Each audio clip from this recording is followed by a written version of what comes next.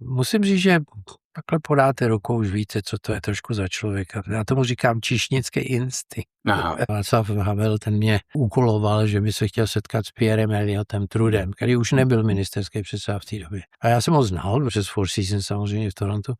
Co máte co dělat s tím, že tady organizujete mezinárodní schůzky? Já si říkám, protože mi o tom můj prezident řekl. Alcron byl tenkrát nejlepší hotel v Praze. Alcron byla úžasná škola a musím říct, že mě to strašně pomohlo potom teda v té Kanadě. Člověk vždycky najde práci jako číšník, bych řekl skoro všude. Je mimochodem pravdivá ta historka, že Ivana Trumpová vám řekla, že Donaldovi nemáte říkat, že jste měl rakovinu? V té době jsem dostal nabídku od Four Seasons, abych šel k ním pracovat. Ale dělat luxus ve 450 je pořád velice obtížný. To byl taky dobrý interview, to jsem ještě nezažil předtím. Toto je Dvojhlas, podcast o ekonomice v souvislostech a vy posloucháte hlas Zdeňka Tumy a Michaela Rosypala.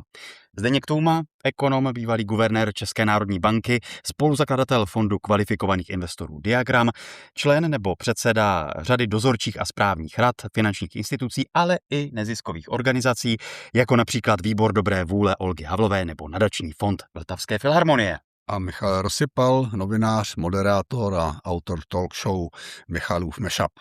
A my jsme moc rádi, že naším dnešním hostem je Ivan Chadima. Dobrý den. Dobrý den, děkuji za pozvání. Krátké představení našeho dnešního hosta. Ivan Chadima je muž, který se, jak praví řada novinových titulků, z číšníka v pražském Alcronu vypracoval mezi nejuznávanější hoteliéry světa. Když to trošku rozvedeme, z politických důvodů nemohl studovat na gymnáziu, vystudoval tedy hotelovou školu v Mariánských Lázních a 10 let pracoval v pražském hotelu Alcron. Pane Chadimo, když tak mě prosím kontrolujte. Přesně správně. Kdyby něco nesedělo, tak prosím křičte. Ano, budu, nebojte. Po emigraci v roce 1968 budoval kariéru v Kanadě a později také Spojených státech, kde působil ve vedení hotelových sítí jako Four Seasons, Ritz-Carlton nebo Ramada Inn. V 80. letech vedl legendární hotel United Nations Plaza v New Yorku, kde se setkával s prezidenty, diplomaty i světovými celebritami. Po revoluci pomáhal v Česku organizovat, nebo pomáhal pro Českou republiku organizovat první cesty Václava Havla do Spojených států a následně se v roce 92 vrátil do Prahy, kde stál u vzniku hotelu Four Seasons Prague. Je to tedy člověk, který zažil nejenom ten socialismus tady v těch 60. letech, ale potom i kapitalismus v Kanadě a Spojených státech a i budování kapitalismu v Čechách v 90. letech. Ano, přesně tak. Pane Chadimo, jsme moc rádi, že vás tady máme. Moje první otázka, a Zdeněk to pak doplní něčím seriózním, ale moje první otázka je, jestli ještě po těch letech spíte rád v hotelích. Velmi rád. Já musím říct, že osud mi vybral tuto profesi a jsem s ní naprosto spokojený. Nenudil jsem se ani hodinu za celý život a baví mi to ještě do dneška. A já můžu potvrdit, protože jsme o víkendu byli jako na nějaké akci a byli jsme jako v hotelu a ptali jsme se Ivana, jak se ti to líbí, máš nějaké připojení? Říkal, hele, jako zlepšili to, rozumíš, ale jako ta zásuvka vedle té postele nebyla. A jako to světlo v koupelně, kdyby to bylo tak bílý, že kdyby to byla nenalíčená žena, tak se jde oběsit. Jo? Takže, to je pravda, no. Je to takže neustále trochu tam profesionální deformace. No. Právě vy si to přece nemůžete užít. Normální člověk má hotel spojený buď s biznisem nebo s odpočinkem, ale vy pracujete, i když jste na dovolené. Každý hotel je tak asi 1000 věcí, které musíte udělat správně. Když se vám povede 900, tak jste 5 hvězdička, když 700, tak jste 4 hvězdička, a když 500, tak už to jde dolů a už to není moc. Tam, kde jsme byli, jako oni si nenárokujou luxus, bylo to nejenom akceptovatelné, ale velice příjemný. No, ale měli nějaké chybičky, které by se bývali mohli vyhnout, když se někoho zeptali, no. Které chybičky to jsou? Čeho si ale třeba všimnete? Jsou to někdy takové hlouposti, jako třeba to světlo nad tím zrcadlem, kde každý vypadá jak 3 dny po smrti. Já nevím, nevidím v tom žádný zázrak, protože se jenom o výměně žárovky, že není u postele zásuvka na nabíjení telefonu, už dneska je skoro nevídané, bych řekl. Takže jsou takovéhle hlouposti, není to nic jako zásadního. Ve většině hotelů už je to docela v pořádku. No a v takových těch dobrých, jako je ten Four Seasons, tak tam už tam už zase blbnou úplně na jiné straně, protože tam třeba teď mají jako jednu úžasný vynález, že když máte v pokoji televizi, tak tam je malinký světýlko vždycky, jo. Tak teď už mají normálně televize, který nemají světýlka. Takže si představte, jak je to vymakaný. To už mě přijde trošku jako kančí nad dančem. Pojďme se vrátit k tomu Alcronu zpátky ještě do těch 60. let. My jsme od sebe, Ivane, 20 let téměř jako přesně. A tak já jsem ještě taky byl jako ve stavu, kdy jsem začátkem 80. let uvažoval, zda emigrovat nebo neemigrovat. Shodou okolností jsem uvažoval o Kanadě, jako nakonec jsem to jako neudělal, ale jako můžu si představit, že to je jako obrovský krok do neznáma. Samozřejmě konec 60. let, tak tam jako byl jako významný stimul jako spojen se vstupem. Bylo to, co tě jako nakonec jako přimělo k tomu udělat ten krok do velkého jako neznáma? No, Alcron byl tenkrát nejlepší hotel v Praze. Všichni, co jsme tam pracovali, tak jsme se měli, řekl bych, nadprůměrně dobře, protože jsme byli ve styku s cizincem a vždycky tam byly nějaký příjmy, ke kterým se normální lidi nedostali. Moje rozhodování o tom, jestli odjedu nebo ne, trvalo velice krátce. Rusové přišli v úterý, já jsem byl v neděli už v Rakousku, takže s podporou rodiny, teda mimo mé babičky, ta si to moc nepřála, abych odjel, ale jinak jsem se moc nerozmýšlel, bylo mi 28 let. Ta perspektiva tady, i když do toho příchodu těch Rusů celkem byla, ono se to tady hodně rozvolňovalo, bylo tady spousta příležitostí. Já jsem byl dokonce součástí nějakého takového hotelového institutu, který dělal Čedok, kde si tam vychová jako nový ředitele pro své zahraniční hotely, ale jako s tímhletím, jak se říká, spadla klec, takže jsem neváhal dlouho. Emigrace, abych pravdu řekl, je to strašně nepříjemný. Jako, musím říct, že takový to, že najednou zítra nemáte přátelé, nemáte tam, tenkrát byly jako dneska krásný holky v Praze, všechno je pryč. Najednou svoji střechu nad hlavou. No, teď hledáte prostě, kde budete bydlet, co budete dělat. Zase, abych pochválil tu svoji profesi, tak člověk vždycky najde práci jako číšník, bych řekl skoro všude. Já to ještě dělal rád, takže mi to docela šlo.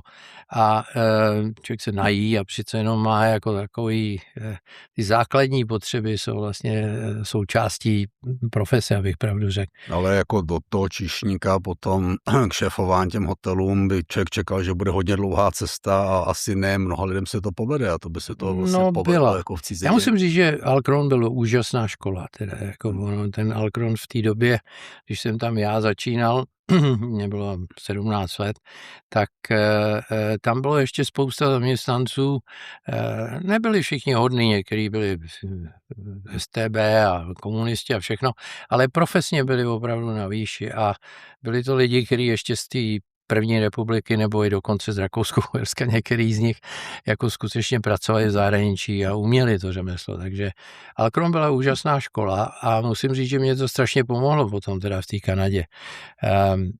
A jenom, pardon, dá se to tak říct, pro nás nepamětníky, že ten Alcron tehdy opravdu byl takový až jako skoro západní ostrůvek v komunistickém Československu. On byl vyloženě cílený na cizí příslušníky. Tenkrát my jsme si všichni mysleli, že to byli bohatý lidi, kteří jezdili, protože platili dolarama nebo markama nebo guldenama. Byli to cestáci, kteří prodávali do Tuzexu co se tady prodat dalo a zase nakupovali to, co my jsme vyváželi, většinou zbraně asi v té době. Ale byla to úžasná škola, protože i s těma lidma, jako jenom ta interakce už byla vlastně dobrá. Člověk se naučil trošku naučil jazyky, my jsme měli jazyky ve škole, měli jsme je i v tom hotelovém institutu. To byla jedna z věcí, kterou musím říct, že byla asi nejlepší rada, co jsem kdy dostal, tak ten ředitel toho hotelového institutu a zrovna, když já jsem odjížděl do Kanady, tak on už taky emigroval a byl ve Frankfurtu v nemocnici, já jsem s ním strávil celou noc, jsme si povídali, než já pojedu dál. No a jsem se ptal, jestli teda mám ještě dál studovat a takový on říká, Johanku, ta tvoje profese není žádná raketová fyzika. Jednu věc myslím, a to, že se naučíš jeden jazyk tak, aby si mohl říct věci tak, jak chceš a ne tak, jak ti jazyk dovolí. A musím říct, že já bych řekl, že to, jak jsem se naučil anglicky po těch 2 letech, když jsem chodil na McGill, tak to bylo to nejlepší, co jsem mohl udělat. Protože když to neumíte říct, tak se blbec, když máte geniální nápady. Když říkáte, že Alkron byla skvělá škola, opravdu asi jako mimořádné postavení měl Alkron v tom komunistickém Československu, jak jste se k tomu dostal v těch 17? Ve škole v Mariánských Lázních? Já jsem teda nebyl zrovna vzor, moje rodina teda nebyla jaksi zrovna tak, z které tyhle ty kádry verbovaly, ale já jsem měl trošku štěstí a to bych se musel vracet až vlastně do obecní školy. Když jsem skončil ve 8 letce, měli jsme ředitelku, která byla tenkrát dcera prvního komunistického primátora Vacka. Hrozná mrcha to byla.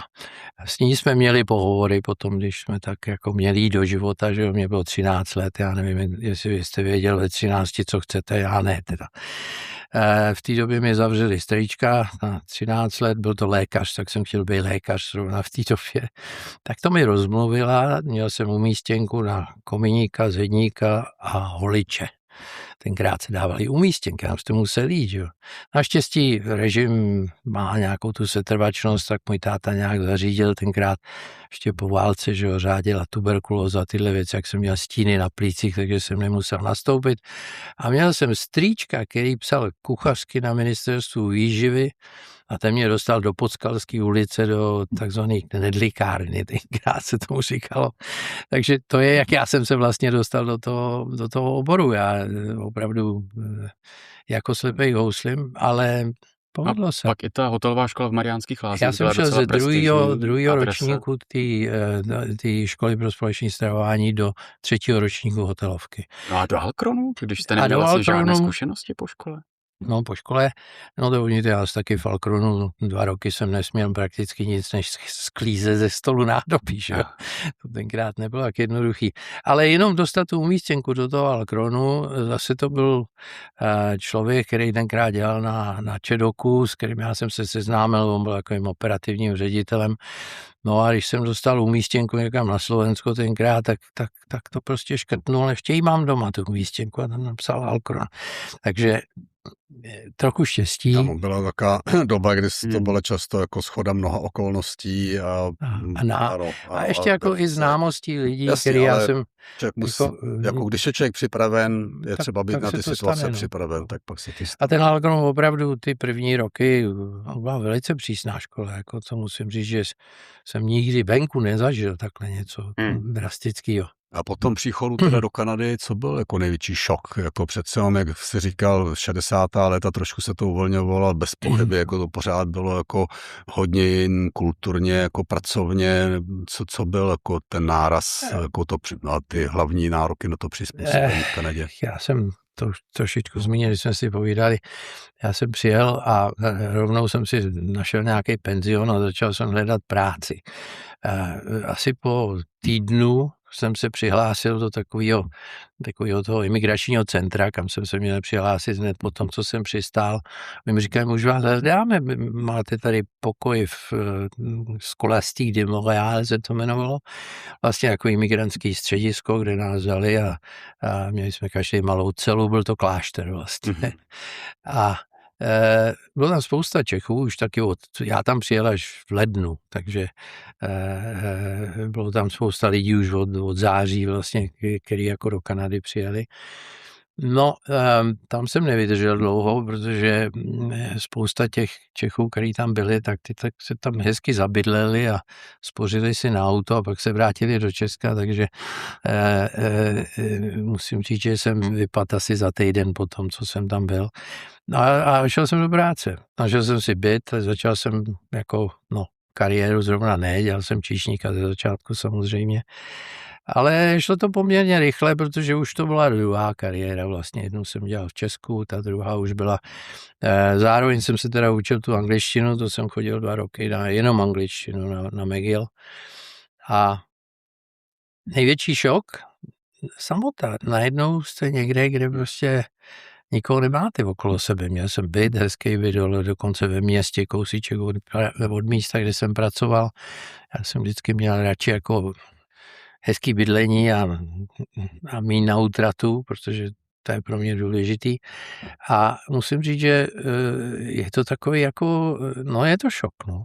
Nikde nikdo. A jak dlouho to trvalo, než jsi si vytvořil? Já jsem teda měl trošku štěstí, protože můj otec, který vyštudoval německou obchodní školu v Liberci, vlastně německou školu, že tenkrát, tak se tam setkal s takovou celou skupinou lidí, byli to vlastně český židi, třeba pan Vintrnic z Vintrnicových mlýnů a takovýhle jako nobl familie, který se tam učili vlastně obchod, ale učil se to v němčině tenkrát samozřejmě.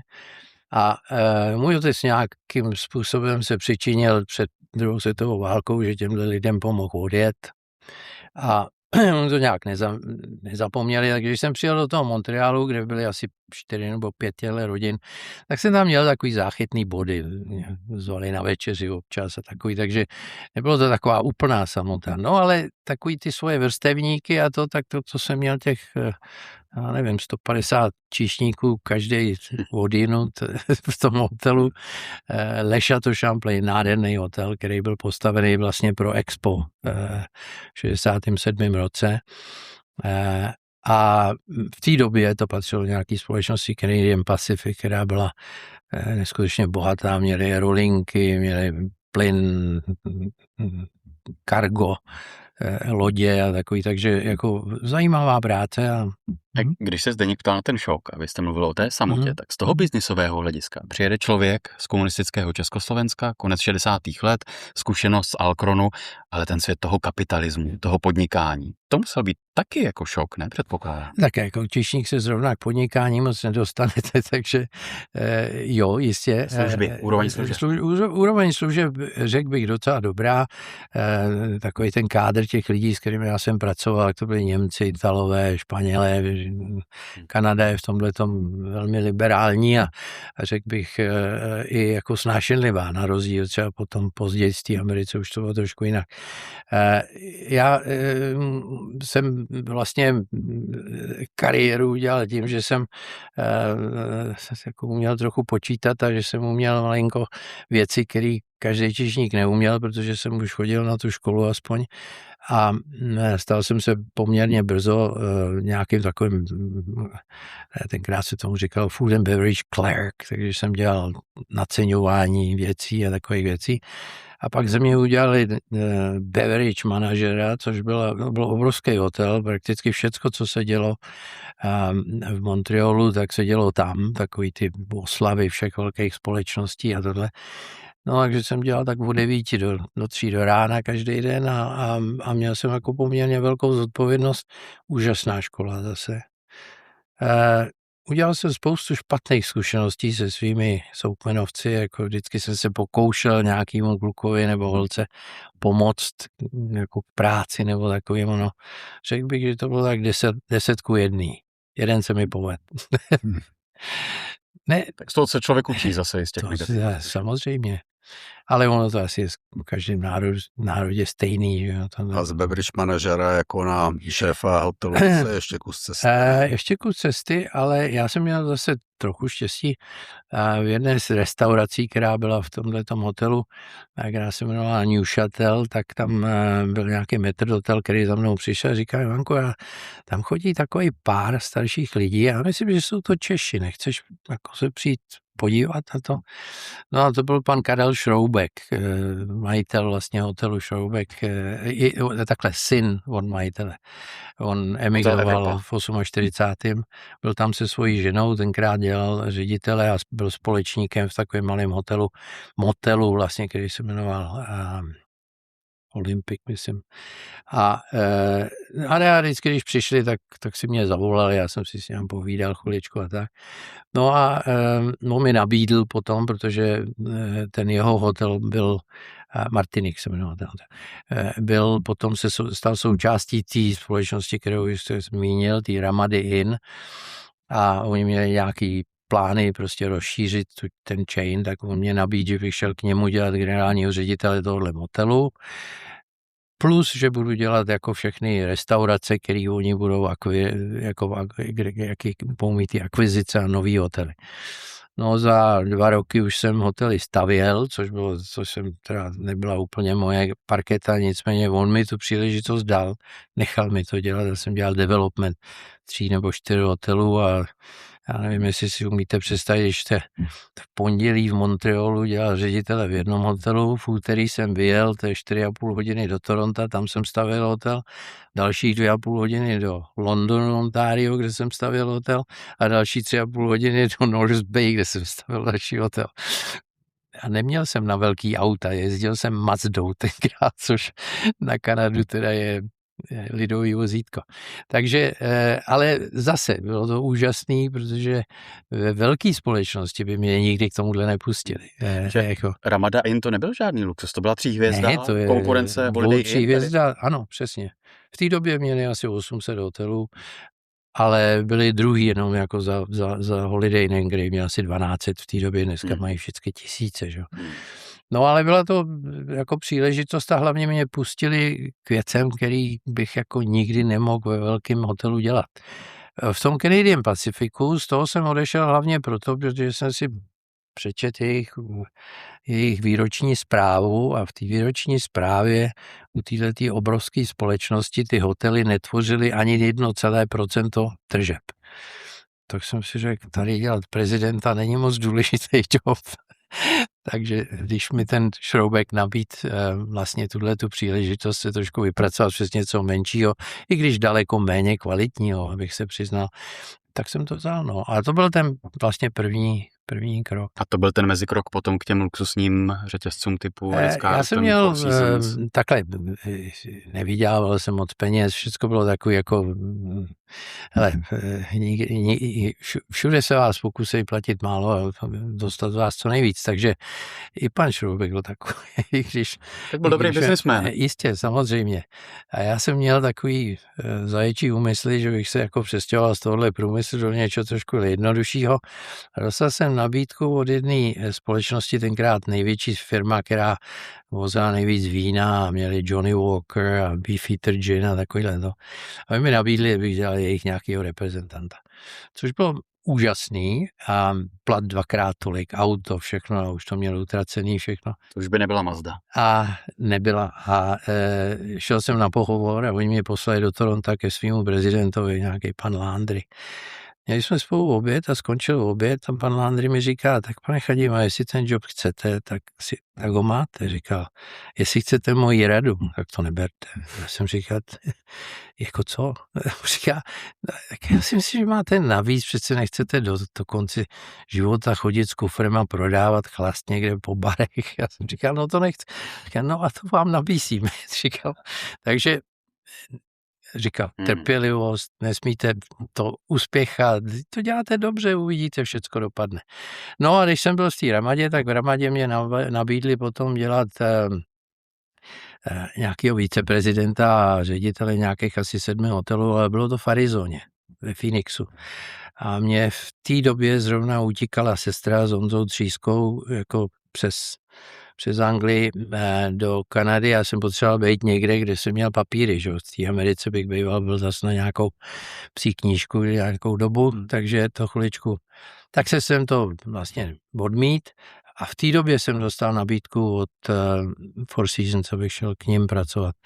Takže jako se to tak hezky sešlo a dostal jsem vlastně první hotel Four Seasons v Otavě, 200 pokojů, krásný naproti parlamentu, úžasný hotýlek, který jsem hodně předělal zase, protože už jsem byl zvyklý z té Ramady dělat rekonstrukce a konstrukce. Už projel ten developer. Jako najednou se ve mně projevil developer, ano, takže jsem tam změnil spoustu věcí začalo to úžasně fungovat a měl jsem takovou podmínku, když jsem k ním šel, že až otevřel hotel v Torontu, takže by mě vzali do Toronta zpátky. No a oni tenkrát získali hotel, který byl původně Hyatt Hotel, 600 pokojů a stal se z toho Four Seasons, co mě opravdu přendali z toho malého hotelu v Ottavě.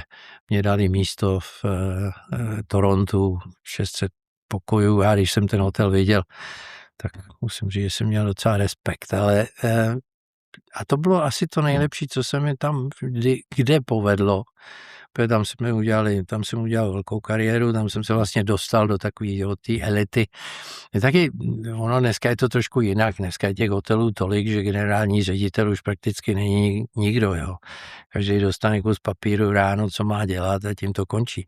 V mý době ještě jsme opravdu měli spoustu pravomocí jako ředitele, jo, že vás nechali dělat věci, jako, jo, že jsem fakt třeba jako změnil bar třeba úplně na něco jiného, na diskotéku, tohle jsem rozhodoval já. Jako by vás žádný korporaci dneska by to nějakýmu řediteli nedovolili. No to je vždycky zase ještě tým nějakých expertů, který se do toho serou a většinou to nedopadne dobře.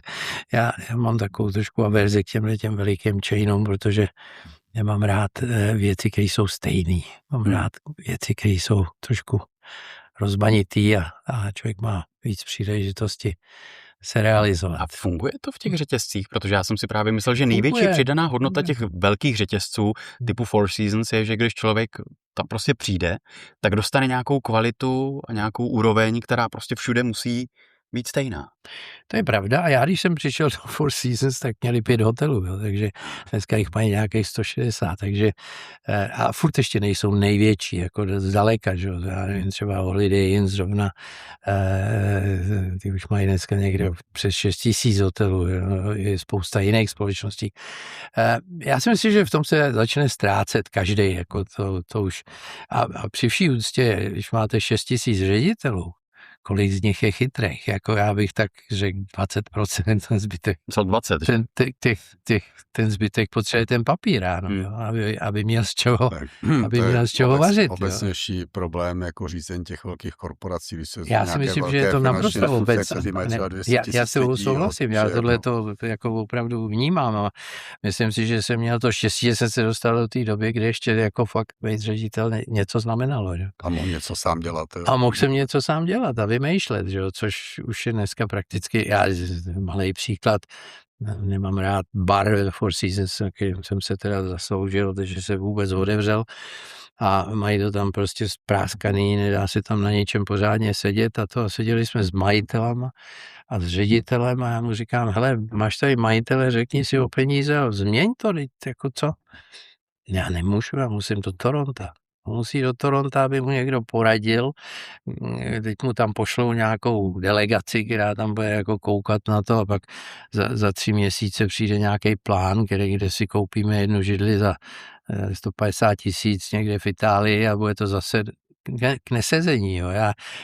Já tohle fakt dost nesnáším, musím se přiznat. Takže to už jsi měl docela jako super jako pozici v hezkým hotelu, pravomu si měnit, ale posouval si se potom dál a tam opět... No v tomhle Four Seasons vlastně on jako 600 pokojů není zrovna Four Seasons. Jo. To je obrovský, jako na to, co tenkrát, ale oni ještě neměli jako tu svoji koncepci úplně v pořádku. Izzy Sharp, který pro mě je jako nejzázračnější člověk v této branži, tak byl velice osobní a tak a my jsme se tenkrát pokusili z toho hotelu trošku to srazit ten počet těch pokojů, tak jsem vymyslel to, čemu oni říkají dneska Four Seasons Room, že jsme z 3 pokojů dělali takový mini suites vlastně, říkají tomu Four Seasons Room dneska a snížili jsme ten počet na 450, ale dělat luxus ve 450 je pořád velice obtížný. Nemáte tam ten kontakt, jako nemůžete pozdravit každýho hosta, nemůžete prostě, je to trošku odosobnější. Zase jako na peníze u těch velkých společností je to dobrý, že jo, protože se tam točí víc peněz a je to vlastně za stejnou práci. Jo. Ty malý hotely nejsou o nic lehčí práce než ty velký. No a Four Seasons Já jsem měl moc rád, měli jsme, když jsme se sešli, jak nás bylo 12, 15, jako celý headquarters, jo, což bylo úžasný. A zase jsem směl dělat spoustu věcí, které bych jako normálně nemohl. No ale já jsem vždycky chtěl žít v New Yorku, takhle žít. Jezdil jsem do New Yorku velice pravidelně, protože mě New York fascinoval, vždycky jsem si vzal pytlík a jel jsem do divadla, do restaurací a hlavně jsem chodil po New Yorku, to jako nevím, jestli jste to někdy zažili, ale to je úžasný, takhle 100 do kapsy, drobných a kecky a ven a jste se vrátil za 6-7 hodin, tak jako musím říct, že mě to hodně bavilo. A takových lidí tam moc nebylo. Já mám za to, že tolik lidí po tom New Yorku, jako možná po 5. Avenue, ale že by já nevím, jak tyhle ty moje cesty, tak potom těch 10 let, co jsem tam žil, já jsem tam neměl jednu jako příhodu, která by byla jako i vzdáleně nebezpečná. To já to nemyslím z hlediska bezpečnosti, ale z hlediska lenosti. Jo, že a takhle, ne, tak jako, když tady chodím furt oholi, tak na tohle jenom vzpomínám, ale taky se v té době hrál 3 hodiny tenis, ale to už je dávno.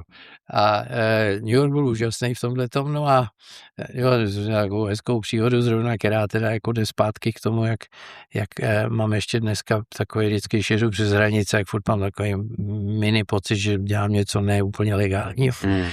Tak v Kanadě, když letíte do New Yorku, tak už oni nás proclívají už v Kanadě a prohlídnou si papír a tam už je vystoupíte a jdete ven. Což u Američanů není odinut, jenom z té Kanady. A já tam přišel s tou svou taškou, že, a on mi říká, ten úředník mi říká, kam jedete, a říkám do New Yorku. A teď jsem se začal vykecávat, já divadlo a tohle a tamhle. Ona mě takhle chvilku kouká a říká, odkud jste? Já jsem říkal, no z Kanady. On říká, ne, předtím. A já říkám, z Československa. A on říká, that figures. Jako, teď je mi to jasný. A já říkám, co je vám jasný? On říká, moc mluvíte, tady se smí přes hranice. Jsem mě udělal blbečka, ale jako víceméně právem. No. Ne, New York, dostal jsem nabídku od společnosti, která se jmenovala Ritz-Carlton. Já jsem měl nějakou operaci na štítnou žlázu, měl jsem rakovinu a měl jsem rekonvalescenci u Ivánka Lendla v Connecticutu. Na 3 neděle jsem si tam udělal voraz a hráli jsme. No, on si furt hraje s něčím, takže tenis taky, ale to jsem neměl moc. Řekne, že hráli jsme tenis. Jako ne, to taky, ale jako spíš deblíky nějaký, takže s jeho rodičema nebo s jeho správcem. A zvoní telefon a Ivan to beme a říká, nějaký Coleman chce s tebou mluvit, jak víš, že ty jsi tady? Já si nevím, já ho neznám, tak jsem to vzal a byl to nějaký John Coleman, který odvíral tenkrát v New Yorku Ritz-Carlton hotel. A říká mi, pane Chaňová, abych se s vámi chtěl sejít, já jsem o vás slyšel tohle a to, abych vám chtěl nabídnout práci. Já jsem říkal, já ale práci mám, já jsem ve Four Seasons, měl jsem jít do Chicaga dělat Ritz-Carlton, což byl zase ještě nádherný hotel, opravdu už jako luxus plus. No a tak jsem mu to jako říkal a Ivan říká, řekni, že pojedem, že nám to ukáže, pojem na večeři někam.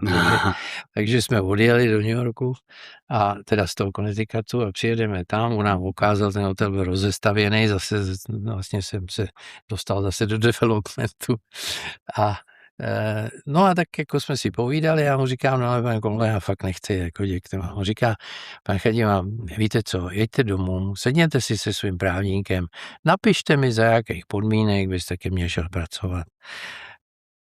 Když to bude takový, že to nemůžu akceptovat, no tak jsem rád, že jsem vás poznal, a když to bude, no tak máte práci u mě. Tak jsem jel domů, tenkrát, ty si možná budeš pamatovat, můj právník byl nějaký Erwin Schwartz, on pak dělal pro IPB, pěkný lumpik, to byl tady teda, tenkrát tam Tam mi dělal rozvod akorát. Amator, ano. Takže užitečný člověk. Užitečný člověk. Jak kde, jak A- doplníte. Schopný až všeho schopný, jak Tady tak. bylo hodně všeho schopný. Ano, myslím, že všechny kajmany dělal on tady. A no a sedl jsem si s Ervinem, tak mu tam diktuju, co bych jako chtěl, kdybych tam teda šel do toho New Yorku.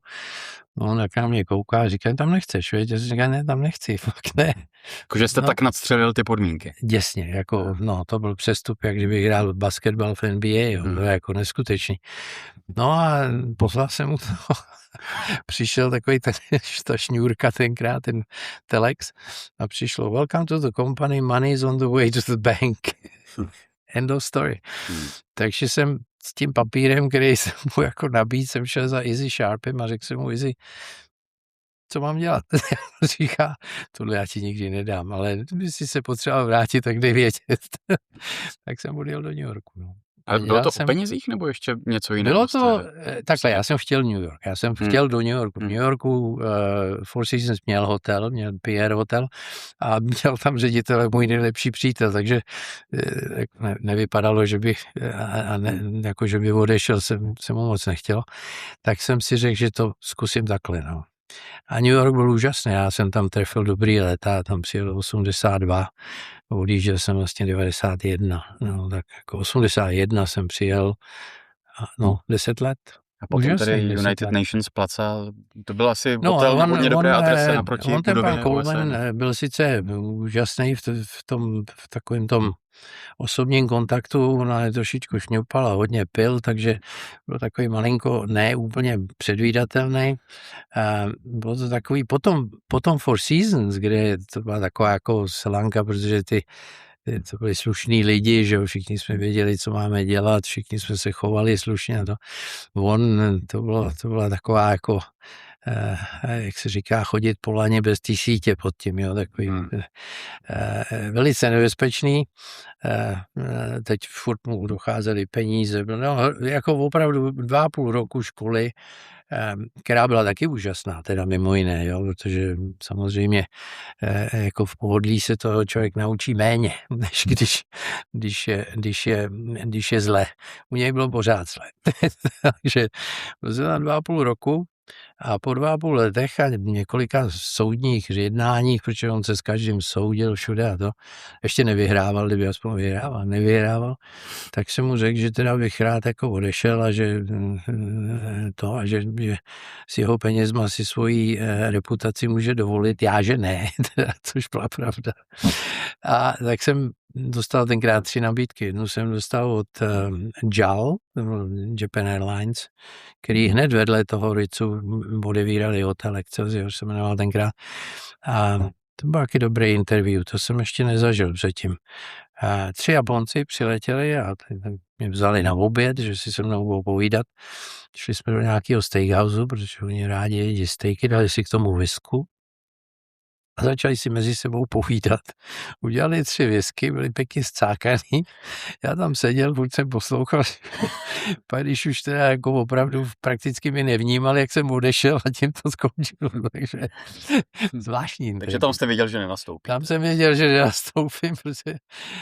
A druhou nabídku jsem dostal, to bylo přes Ivanu Trumpovou, s kterou jsem se znal ještě z Montrealu, protože jsme bydleli takhle na jedné chodbě přes ulici, přes chodbu v jednom hezkém apartment houseu, nějaký Chateau Maisonneuve. A ona tam byla tenkrát s tím Jirkou Syrovátkou, to byl její milej, mladý kluk, krásný. A pak začal jezdit do New Yorku a tak A potkala jiného mladého, krásného člověka.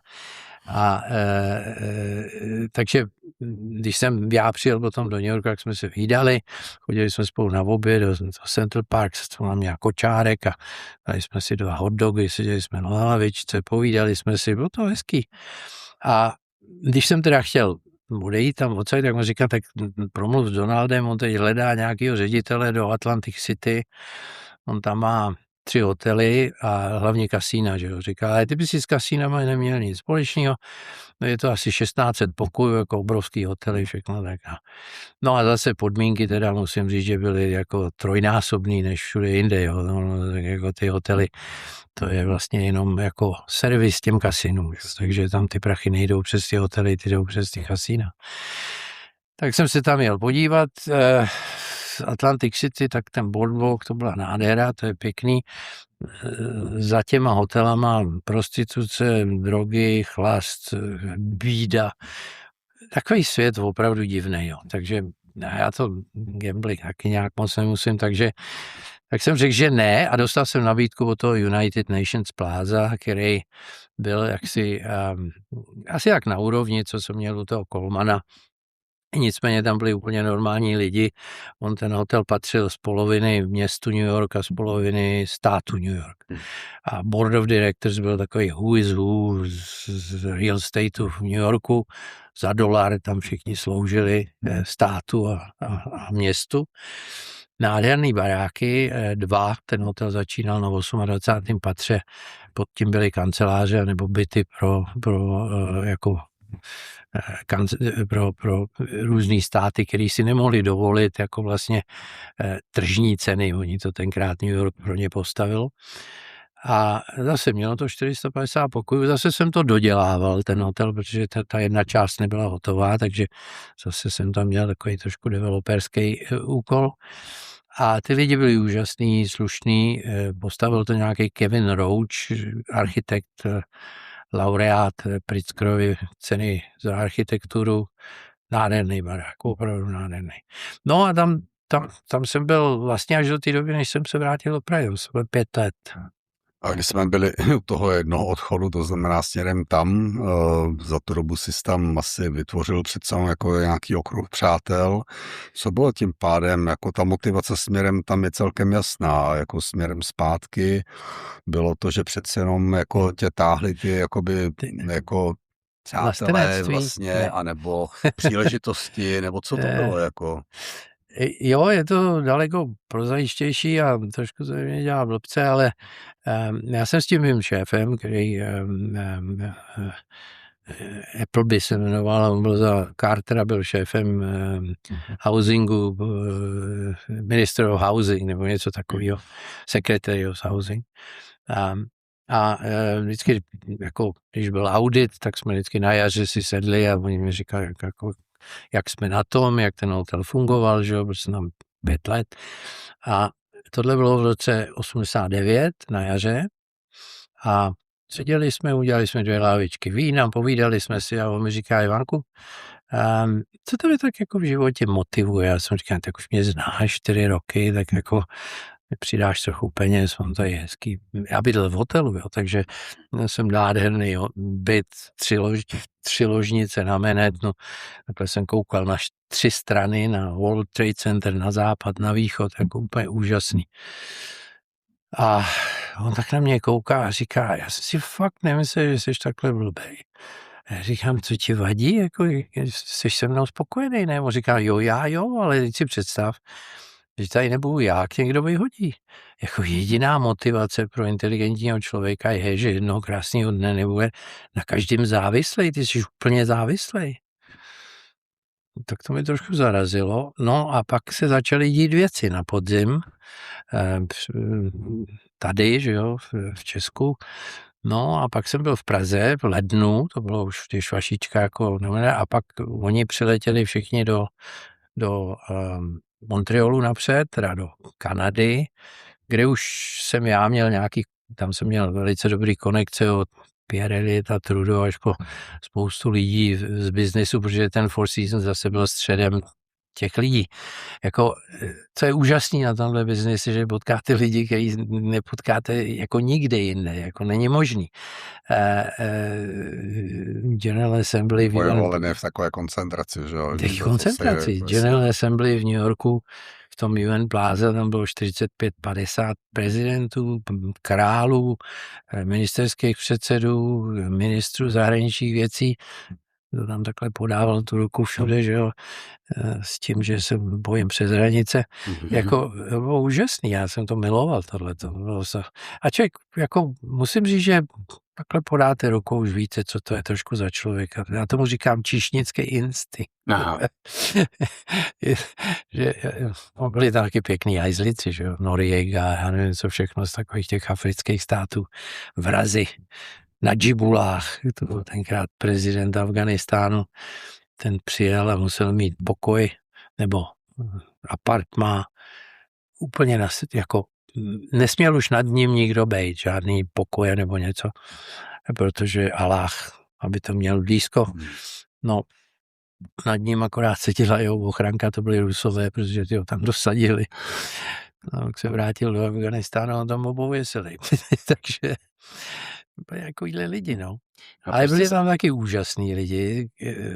Jmenovitě třeba George Shultz byl prostě úplný úžasný člověk, to byl tenkrát Secretary of State.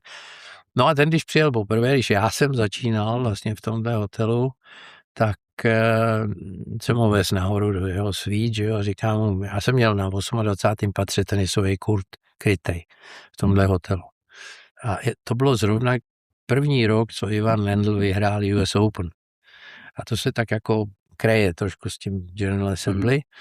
No a jedeme nahoru, já mu říkám, a já věděl, že on rád hraje tenis, tak jsem mu říkal, jste sekretary, neudělal byste si trochu času na tenis? A on říká, já mám tolik práce, si neumíte představit vůbec, co se děje a tohle. Já mu říkám, to je škoda, já jsem měl pro vás dobrýho parťáka. A on říká, já jsem říkal, Ivan Lendl. A on říká, a kdy hrajem? Najednou čas byl. Úžasně roztomilej. Já musím říct, že takovýhle lidi, kteří se dokážou nadchnout z takovýhle vlastně blbosti, že jo, a určitě ne nic, co by bylo důležitý pro ně, nemůžou být špatný lidi. Víš, že to prostě o něm něco vypovídá. On mě potom volali z té ambasády, teda z toho jejich zastoupení, tam mě volali, říkal, co jsem s ním udělal. On tady chodí, září, každý mu vypráví, jak hrál tenis s Lendlem, normálně je vždycky samá práce a protivnej, říkal. Ten večer jsme měli návštěvu krále Husajna, tenkrát z Jordánska, a já nevím, jestli byl asi takhle veliký, takže tenis pro něj nevěděl přesít. A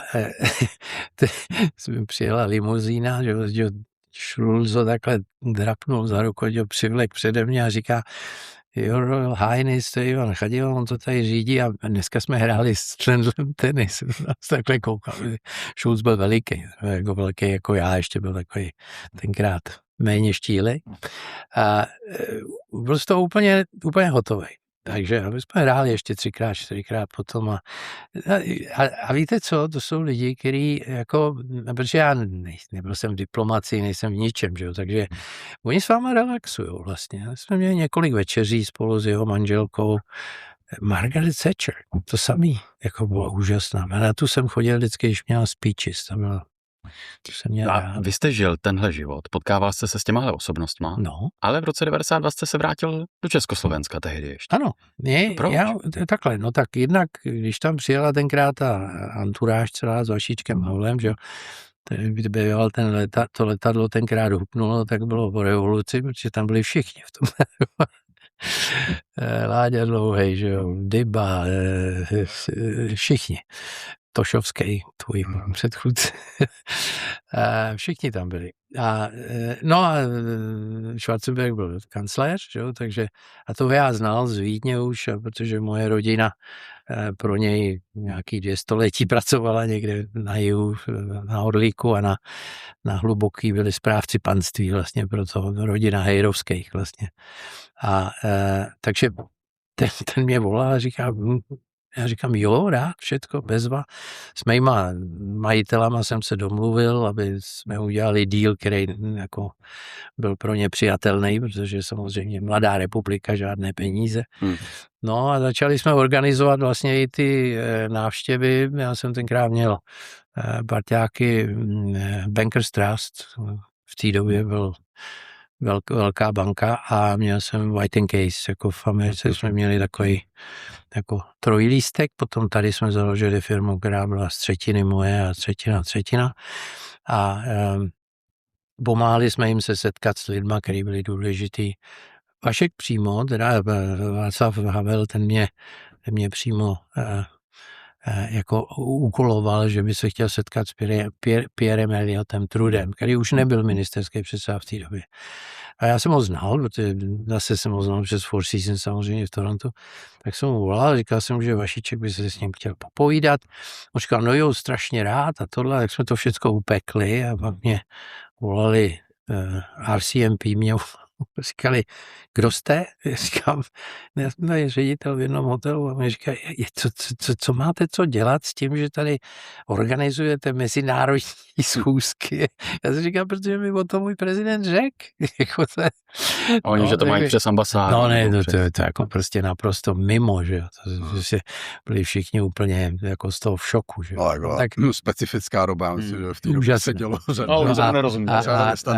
A Václav nebyl zrovna jako podle protokolu, že jo, co si budem povídat. Já si vzpomínám, když přijela ta jeho ochranka těch asi 7 kluků takových z nějakého karate studia, že jo, všichni byli na boso, měli takhle zastrčenou tu pistoli, takhle jenom za pásek, že jo, tak tam ten Secret Service, ty z nich omdlívali, normálně, ty to, když je viděli, tak nevěřili svým očím. No ale jako byly to krásný časy, tohleto.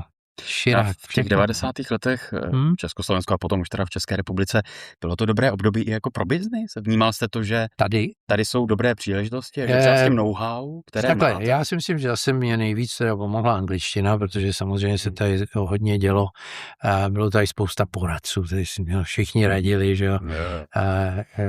Ne všichni věděli, co dělají, ale všichni radili a všichni mluvili anglicky. Já jsem jako velice rychle jsem si uvědomil, že takhle, Komerčka mě trošku pomohla, protože mě využívali a posílali mi do nějakých, tam, kde si za kupony koupili nějaký podíl, tak jsem seděl, já nevím, v Tonu v Bystřici, v Šumperku, v Moravolenu, v Pupu, v Karlových Varech, v Imperiálu v Karlových Varech, kde jsem tam vždycky zastupoval jako na těch bordech a tak. To bylo zajímavý, ale jako to nebylo nějaký moc velký kšeft, to bylo spíš tak jako, že z dobré vůle, ale zase jsem se dostal ke spoustě lidem a tak. No, takhle, moje životní úroveň jako z toho New Yorku, první 2-3 roky, tak to teda šlo jako strmě dolů. To musím říct, že byl začátek docela těžký, no ale měl jsem docela slušný klienty, tenkrát i Cunard Hotels, takový lidi, kteří se sem chtěli jako dostat a tak, takže jsem to přežil.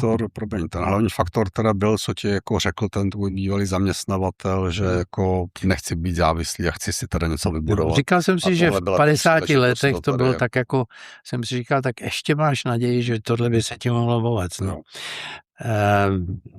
To povedlo, no. Ale nemuselo. Jako, nikdo neví, co bude, že jo. No, ale jako mě to taky strašně bavilo, musím říct. Ty první 2-3 roky tady, no vlastně 1-2 roky určitě, tak to nadšení a taková ta euforie ve všem, co se tady dělo, jako bylo úžasný. A musím říct, no.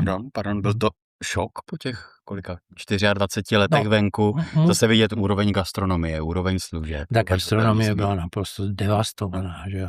Hotely ještě celkem některý šli, ale jako gastronomie, tak když se vařil z jedné kuchařky z nějakých blbých norem, že jo, to prostě jako co můžete z tohohle. Jako ta oblast, která myslím, že jako tebe jako slyším, se teda posunula za těch 30 let, jako tak, strašně moc, no. To jsou takové věci, které, no, tak to, já si myslím, že to, co se stalo v české gastronomii, tak já vždycky říkám, kdyby ve všech jako oborech jsme se dostali na tu úroveň, kde jsme dneska v gastronomii, aspoň teda v Praze, tak prodáváme Švýcarům díry do sejra, jo. To je jako neuvěřitelný. Umíme, jako, a řekl bych, že jsme na úrovni kterýhokoliv velkého města v Evropě. Spousta mladých lidí, kteří do toho jako jdou s tím, hele, to je šílená řehole, jo. To je od 6 od rána do nevidím. Jo. A ne každému to jde, jako člověk vidí Přesně, otevřenou přesně. hospody a No. jako pár let a člověk jako tam... Takže, ale jak ta úroveň je úžasná, jako od bister až po takový ty jako luxusy, že jo, tak to jde co dobře. No, hele, malej zázrak, ty první 2-3 roky na ministerstvech se dělalo do 9 do večera, že jo, dneska v 5 ráno, 5 odpoledne, vy jste tam nezastřelil ani vrátnýho, vy jste vystřelil z kanonu, takže úžasná doba to byla. A když teda porovnáš, vlastně podíváš se na těch více jak 20 let jako v Kanadě, ve Spojených státech, teď více jak 30 let tady, oba ty systémy pořád asi zůstávají jakoby různý, jo, z hlediska jako mentality, toho, jak funguje podnikatelský prostředí, nebo jak bys to srovnal. Ale ta Amerika se hodně posunula samozřejmě. Já bych řekl, že právě neřekl, že by se Amerika moc posunula. Já si myslím, že zrovna New York třeba, když jsem tam potom jezdil, potom co spadly věže, že jo, tak tam teda, oni jsou, je to taková, jako kdyby měli deku nad sebou, jo, oni opravdu ztratili takovou tu přirozenou drzost těch New Yorkčanů, oni byli vždycky takový jako vrchol světa, že jo, pupek světa, všechno. A najednou s tímhletím, co se tam stalo, tak je to neskutečným způsobem zasáhlo jako psychologicky. A New York podle mě už není dávno to, co bývalo jako v těch 80kách a ještě nějakou dobu potom samozřejmě, jo, ale ty věže si myslím, že tam na ně teda jako spadly opravdu neskutečným způsobem. A ta Amerika je hodně jiná, než bývala, když jsem tam byl já. Jo. V té době ještě ty demokrati s těma republikánama, tak vždycky, to je to, co bych si přáli tady, by bylo takových, já nevím, 50 témat, na kterých se shodnou a pak se hádají o těch marginálních věcech. Jo. Oni už se tam nejsou schopní domluvit, když se sejdou. Jo. To je prostě katastrofa. No, je to u nás stejný, takže jako co... Není moc velký rozdíl, ale tohle tam bývalo, to fakt bývalo, že se jako vždycky na těch bezpečnost, že jo, penze, tohle dáme jako měna, to všechno šlo nějakým jedným směrem, jo, a to se teda teď hodně zhoršilo. A co je hrozný v té Americe je, že já nevím, jestli už to začalo, když jsem tam byl já, ale ještě vždycky jako v těch rodinách, i v těch malých městech, třeba jako táta měl koloniál nějaký a kluk vyštudoval nějakou blbou univerzitu za rohem, no a stal se třeba notářem, že? Takže oni vždycky udělali ten krůček jako nahoru, jo? Že tam přece jenom malinko jako se ta úroveň vlastně vzdělání a i jako materiální se jako posunula nahoru, jo. No, tak s tou deindustrializací, která teda tam nastala jako velice brutálně, já jsem měl dům potom v Pensylvánii, kousíček od Bethlehemu, já nevím, že Bethlehem Steel v té době byla největší ocelárna v celé Americe, že? 40 000 zaměstnanců z jednoho dne na druhý doma, a teď všichni ty lidi okolo, že na to bylo napojených dalších 300-400 000 lidí, jo. A druhý den byli všichni na dávkách. Těžko se všichni přesunou do Silicon Valley, hlavně by tam měli co dělat, poněkud jako jiná profese. Ale opravdu, a to jako tu celou ten region to naprosto zdevastovalo. Jo. Chlast, že jo, kriminalita, teď incest, jako všechno, oni se nudějí, že neměli co dělat ty lidi, jako opravdu děs, jo. To myslím, že není o nic lepší teď teda. Mě by ještě zajímalo k tomu hotelovému biznisu jako takovému. Může to dělat člověk, šéfa hotelu, který je introvert? Nebo i to společenské setkávání, to vymýšlení těch detailů, přesně tenisový zápas s Ivanem Lendlem, je prostě ta esence, která z toho luxusu udělá ještě něco navíc. Ty introverti, to je těch 80%. No, tak to myslím. Nejde. Člověk musí být trošku extrovert. Myslím si, že pomáhá trochu charisma. Samozřejmě, já nevím, jedna věc, kterou jsem já nikdy neměl problém, bylo se zaměstnancema, jo. A mám nádherný 2 příhody, které teda jako vypovídají o tom, že jsem asi nebyl špatný ředitel. Já, když jsem se odstěhoval z Four Seasons do New Yorku, tak jsem si bral druhou manželku, která byla Kanaďanka a já jsem vlastně v tom Four Seasons postavil něco, co bylo, říkal jsem tomu Windows, bylo to trošku kopie toho, co bylo v New Yorku v Windows on the World a byly to banketní prostory. A můj tchán teda tam uspořádá pro nás party. No a všecko probíhalo krásně, 1. června jsme měli mít svatbu a volá mi šéf unii, teda jako odborů, že jo, který jsme měli v tom Torontu, byli to i Teamsters. Já nevím, jestli víte, kdo byli Teamsters, to byl Jimmy Hoffa, ten, co se ztratil, už ho nikdy nenašli. A jeho pobočník, nějaký Tom Corrigan, byl šéfem té Teamsters unie v Torontu. Hyatt s nima měl nějaký deal a vlastně ty odbory tam zůstaly, i když tam byl Four Seasons potom. On mi volá a řve na mě a říká, co si to dovoluješ a tohle. A říkám, Tomi, co se ti stalo? No my máme stávkový výbor. Všichni souhlasili s tím, že v květnu 31. prostě jdeme do stávky. Všichni to odhlasovali a pak mi řekli, že do stávky půjdou až tě oženěj. To je poklona. A ještě mě poslali nějaký dětský choir, tam to zpíval. Ne, já si myslím, že tohle jsou jako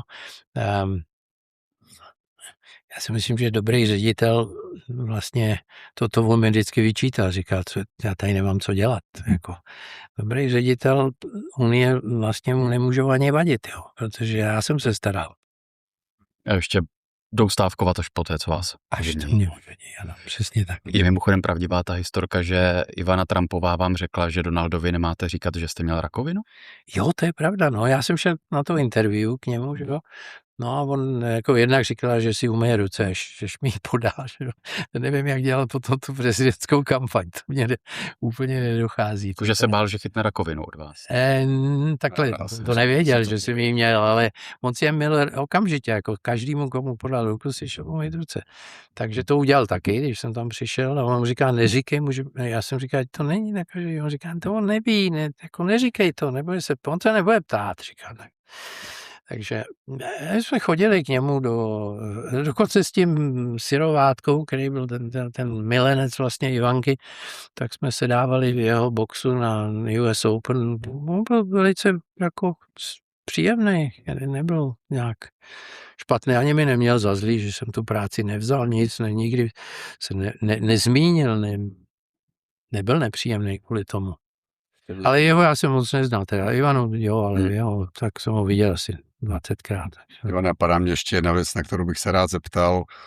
Mám za to, že pořád to tady trochu jako budujeme a to je věc filantropie, která myslím, že k tomu biznisu taky patří, jo. A možná je to tím, že tohle byla hodně paternalistická společnost, kde ten stát se o všechno staral a že teprve vlastně jak ta společnost bohatne, že si lidi zvyknou, že i v tomhle směru jakási občanská odpovědnost. Já mám za to, že tam je když startovala Olga Havlová, výbor dobré vůle, že jsi tam taky pomáhal. Vlastně, no, my jsme tenkrát dali dohromady, to bylo taky díky Vaně teda.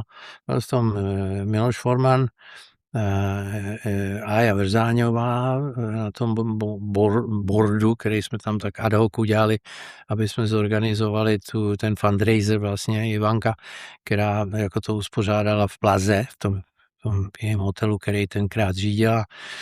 Tam ještě byl. No a udělali jsme vlastně fundraising pro nadaci Olgy Havlové.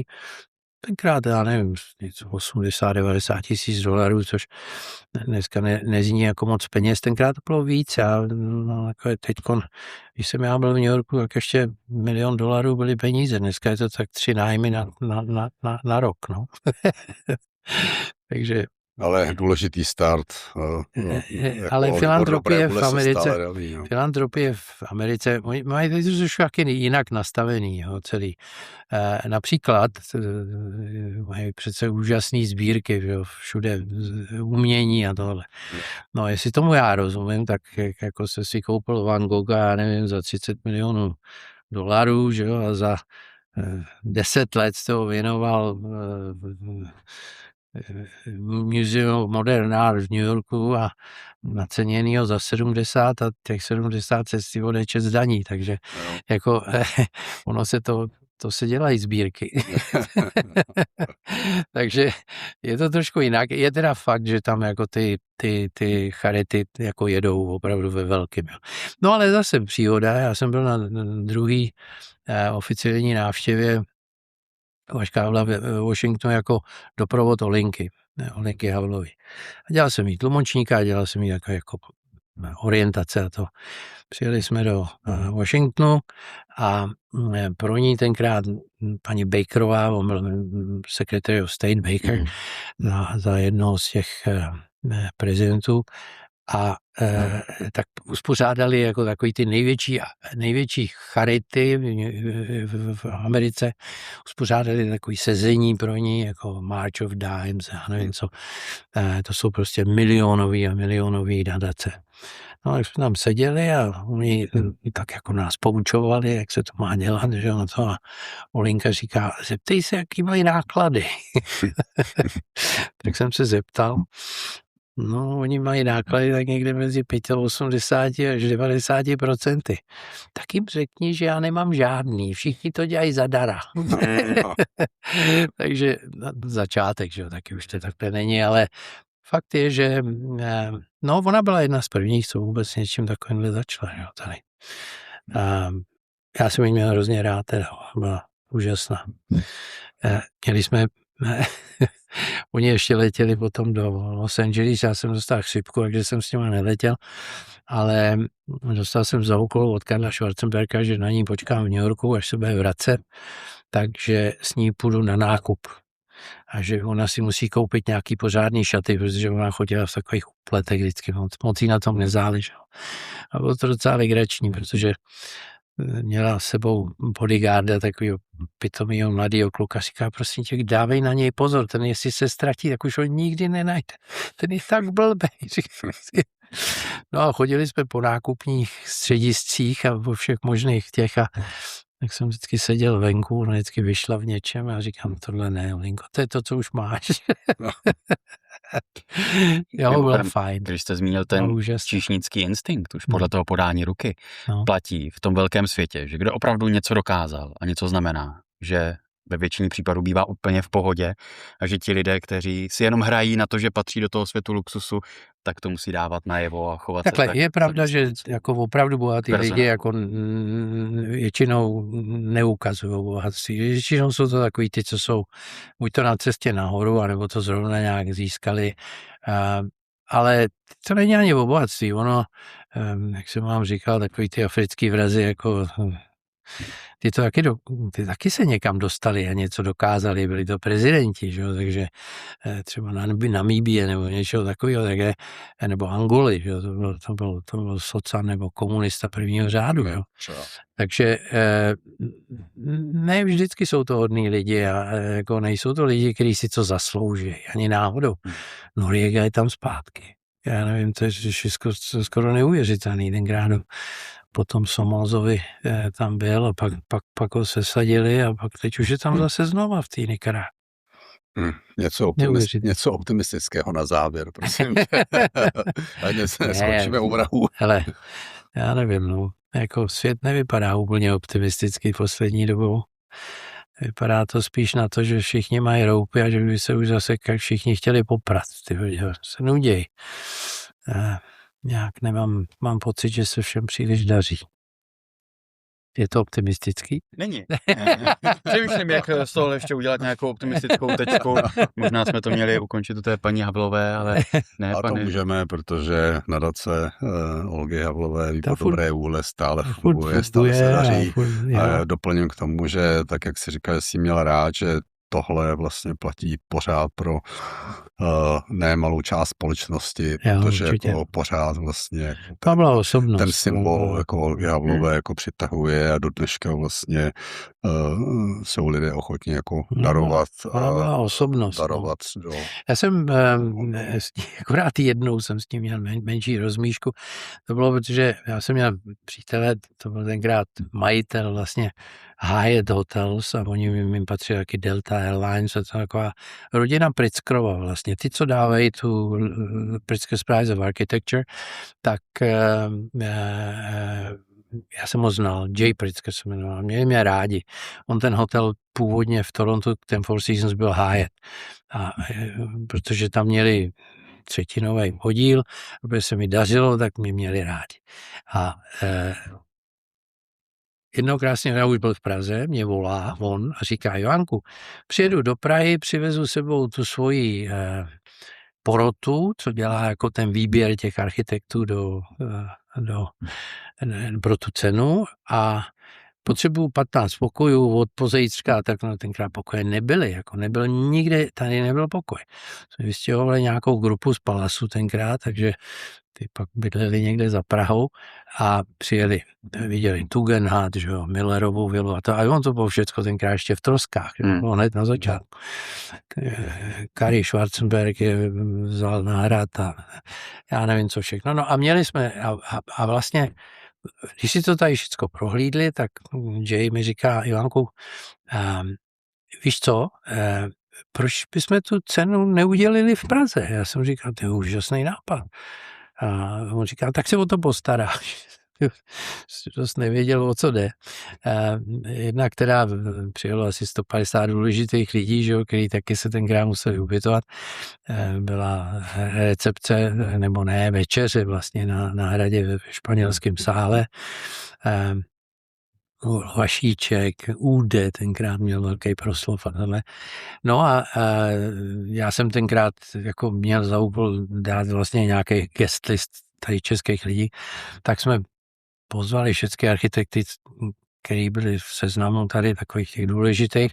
Do dneška mi některý zdraví a je neznám.